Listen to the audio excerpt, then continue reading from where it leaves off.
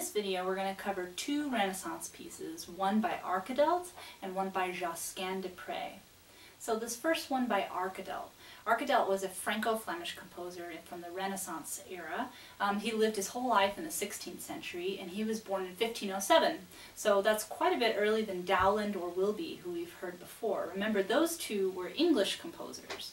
Interestingly, the piece we're going to hear from Arcadelt is also a madrigal, a lot like the Wilby piece that we heard in the last video. It's much earlier though, as madrigals existed in France and Italy and on the mainland of Europe before they ever were discovered by those in England. As we learned before, madrigals are Renaissance vocal chamber works, meaning it's written for 4 to 6 singers, and they're polyphonic as well. This, again, like our last piece, is not going to be sung by singers, but it's going to be played on instruments instead. We're going to hear in both of these pieces a quartet of recorders, and we already learned about recorders in one of the earlier pieces. Remember, these are end-blown flutes that come in various sizes, usually 4 sizes: soprano, alto, tenor, and bass. Some interesting features of this song. It has a very slow tempo and begins with this beautiful ascending melody. Da, da, da, da, da, da. We hear in just one voice alone before the second voice enters, and they say this. Da, da, da, da, da, da. Sound a little familiar? That's right.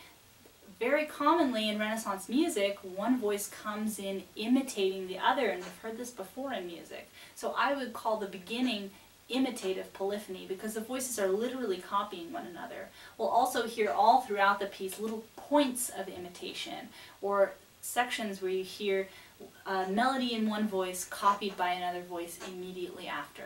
Other notable features of this piece: it's in a duple meter and it's polyphonic, meaning that all the voices are equal, much like all of the Renaissance pieces we've heard. Polyphony is a major feature of Renaissance music and is really, really common throughout this time period.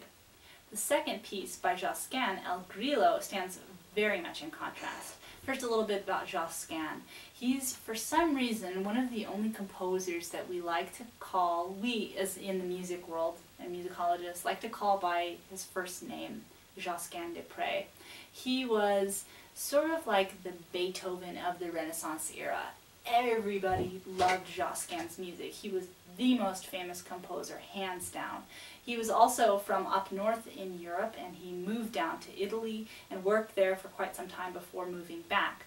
So he had a lot of influence on Italian music and was also very much influenced by Italian music. And Italian music is where we first find the birth of madrigals. So he wrote quite a lot of those, as well as a lot of religious pieces. The piece we're going to hear from him, though, is not one of his more famous ones, but it's certainly very jolly. El Grillo, meaning the cricket. It's actually a drinking song. It's basically saying the cricket sings when he drinks. It's originally for voices, but we're going to hear it on these recorders. And the instruments that we hear are sort of supposed to be imitating cricket sounds, so we're going to hear a lot of notes that are staccato, meaning very, very short and often very, very quick notes that cut off as soon as they begin. Other interesting features of this piece, I think, are the manipulation of the beat and of the tempo.